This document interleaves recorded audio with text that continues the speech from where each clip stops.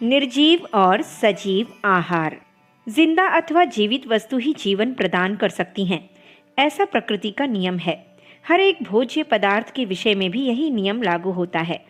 अगर आज हम अपनी थाली या मेज पर रोजाना खाई जाने वाली खुराक की जांच करेंगे तो निश्चय हो जाएगा कि उनमें 80 या 90% खुराक मुर्दा खुराक है। इसकी पहचान यह है कि आप उस अनाज को जमीन में बोवें, वह न उगेगा क्योंकि उसके प्राण नष्ट हो चुके हैं। मनुष्य सृष्टि के सभी प्राणियों में श्रेष्ठ है, इसलिए ईश्वर ने सबसे ऊंचे दर्जे का आहार मेवा, फल, शाक, कंदमूल, हरा कच्चा अन्न, दूध आदि पदार्थ उसके लिए बनाए हैं। कहा जाता है कि आदम इस भोजन पर दृढ़ रहा, परंतु ईवा इस स्वाभाविक भोजन को छोड़कर अभक्ष्य भक्षण करने लगी और परिणाम में बीमार रहने लगी। स्वयं हमारे पाप ही हमारे लिए दंड स्वरूप बन जाते हैं। मुर्दा भोजन से कभी प्राण स्थिर नहीं रह सकते। यह रसायनशालाओं के प्रयोगों से भली भांति सिद्ध हो चुका है। हम थोड़ी बहुत मात्रा में जीवित भोजन तैयार करते रहते हैं, इसीलिए अपने जीवन को कायम रखने में समर्थ हो रहे हैं। यद्यपि हमारी थाली में कुछ न कुछ फल, मेवा, हरा शाक, कच्चा दूध आदि जीवित पदार्थ कुछ मात्रा में रहते हैं, परंतु सर्वसाधारण इतनी अधिक मात्रा में मुर्दा खुराक खाते हैं कि उनको पोषण तो बहुत कम मिलता है और मलमूत्र बहुत अधिक बनता है और अधिकांश पदार्थ बेकार चले जाते हैं। इतना होने पर भी यह ठीक ना होगा कि सदा से पके हुए अन्न आदि खाने वाले लोग एकदम उन्हें छोड़कर कच्चा स्वाभाविक आहार करने लग जाएं। ऐसा करना अनुचित होगा। शरीर एकदम कच्चे आहार का आदी ना हो सकेगा और अनेक शिकायतें पैदा हो जाएंगी। आग से आपकी मुर्दा खुराक खाने वाले स्वस्थ दीर्घजीवी हो सकते हैं, परंतु वे ही लोग अगर स्वाभाविक कच्चे आहार पर गुजारा करते तो न जाने कैसे निरोग, सुंदर, निष्पाप व दीर्घजीवी होते।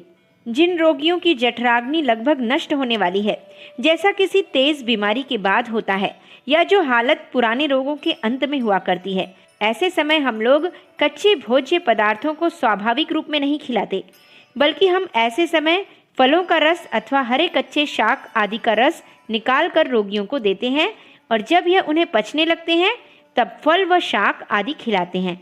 इसके बाद धीरे धीरे पके हुए पदार्थ बिल्कुल बंद कर दिए जाते हैं और ज्यों-ज्यों शरीर आदि होता जाता है, एकदम सभी आहार कच्चा स्वाभाविक अवस्था में देने लगते हैं। इन प्रयोगों से धीरे धीरे बिल्कुल क्षीण, नष्ट प्रायः जठराग्नि भी फिर से लौट आती है और फिर से अपना काम ठीक करने लग जाती है।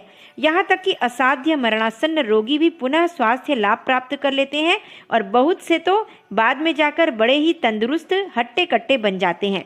अलबत्ता उनका कोई अंग या भाग जो बिल्कुल ही नष्ट हो चुका हो, वह शायद फिर पहले जैसा न भी बने। हर एक वैज्ञानिक कच्चे और पकाए हुए पदार्थों के अंतर या भेद को भली भांति जान सकता है कि गर्मी से पदार्थों का स्वभाव सर्वथा बदल जाता है। आग से पक जाने पर टमाटर उतने गुणदायक नहीं रहते जितने कि कच्चे परंतु उबाले हुए भी खाए जा सकते हैं। टमाटर बड़े ही आरोग्यदायक होते हैं और उनमें विटामिन काफ़ी मात्रा में पाए जाते हैं। फलों में प्रत्यक्ष अमृत है और ताज़े फलों में सब रोगों को दूर करने की शक्ति होती है, परंतु उन्हें अप्राकृतिक रूप से पकाने व उबालने पर वे प्राण रहित मुर्दा हो जाते हैं। यह बात नहीं है कि फलों को आग में सेकने या पकाने से वे हानिकर हो जाते हैं, अर्थात वे सारहीन, गुणहीन बन जाते हैं। बहुत समय आग से पकी हुई मुर्दा खुराक खाते रहने से हमारा पेट, आंतें इतने खराब हो गए हैं कि कच्चा आहार, कच्ची तरकारी, सलाद आदि खाने में हमें बड़ी कठिनाई उठानी पड़ती है। यद्यपि कच्चे शाक, सलाद अत्यंत गुणकारी होते हैं, इसीलिए पहले कच्ची व हरी तरकारियों को पीसकर उनका रस निकाल लेना चाहिए और नारंगी, मौसमी, अनार या और किसी फल के रस में मिलाकर उसे पीना ठीक रहेगा और धीरे धीरे शरीर स्वयं कच्चे शाक आदि को ग्रहण करने लग जाएगा। धीरे धीरे शरीर हर एक फल व शाक को कच्चा ग्रहण करके पचाने लगेगा और इस अवस्था में शरीर को स्वस्थ व सशक्त रखने के लिए बहुत थोड़ी मात्रा में भोजन काफी होगा। इसी प्रकार घारोष्ण कच्चा दूध जीवित गुणयुक्त होता है, परंतु औटाने पर उसके अधिकांश गुण नष्ट होकर वह भारी हो जाता है। परंतु दूध अकेले पर बहुत अधिक काल रहना ठीक न होगा। उसके साथ साथ फल, हरे शाक, मेवा, हरा व कच्चा अन्न आदि वस्तु भी खाना आवश्यक है। फिर भी छोटी उम्र के बालकों के लिए कच्चा दूध बड़ा ही उत्तम भोजन है, परंतु हमारे समाज में तो बकरी या गाय के स्वाभाविक अमृत तुल्य दूध को अधिक महत्व नहीं दिया जाता। हम लोग अपने बच्चों को विलायती दूध, सूखा दूध, बालामृत आदि सारहीन मुर्दा चीज़ें पिलाकर निरोग व दीर्घजीवी रखने की आशा करते हैं, जो भारी भूल है। जिन घरों में खासकर धनवानों में माताएं फल, दूध, हरे शाक आदि का सेवन नहीं करती और जिनके बच्चे भी ताज़ा फल, हरे शाक, कच्चा दूध आदि नहीं खाते पीते, वहाँ वे अधिकांश कमज़ोर, बुज़दिल, मंदाग्नि वाले हो जाते हैं। परंतु आप डॉक्टर वैद्यों से तो पूछिए, कच्चे दूध में कीटाणु बताए जाते हैं, इसलिए क्षय आदि रोगों से बचने के लिए सूखा विलायती दूध पिलाने की राय देते हैं। भला हमारे बच्चों की तरह क्या कोई जानवरों के बच्चे भी विलायती दूध पीकर जिंदा रह सकते हैं? कभी नहीं। जो जानवर आग से पकी चीज़ें खाते हैं वे बीमार ही रहते हैं। कुछ भी हो, यह निश्चित सिद्धांत है कि कोई भी खुराक जो आग से पकाई जाती है असली व कुदरती खुराक नहीं कहलाई जा सकती, क्योंकि आग की गर्मी से उसके गुण व स्वभाव बिल्कुल बदल गए हैं और इसीलिए सेके व उबाले हुए बीज आदि फिर नहीं उग सकते। क्यों? उनके प्राण जा चुके जो वापस नहीं आ सकते। मनुष्य जब पैदा होता है उस समय उसमें एक सीमित मात्रा में जीवन शक्ति मौजूद रहती है। इसी जीवन शक्ति को हम जीवित स्वाभाविक भोजन द्वारा स्थायी कर सकते हैं अथवा अस्वाभाविक मुर्दा आग से पके पदार्थ खाकर धीरे धीरे नष्ट कर सकते हैं।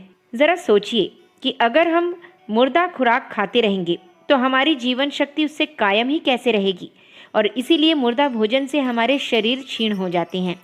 सारांश यह है कि जो मनुष्य थोड़े फल, हरे शाक और मेवे खाकर रहेगा वह कभी भी बीमार नहीं होगा, बहुत बड़ी उम्र तक जवान बना रहेगा, क्योंकि इन्हीं चीज़ों में सभी ज़रूरी पोषक तत्व मौजूद हैं और जो ऐसा करते हैं वे इसके असाधारण गुणों को जानते हैं।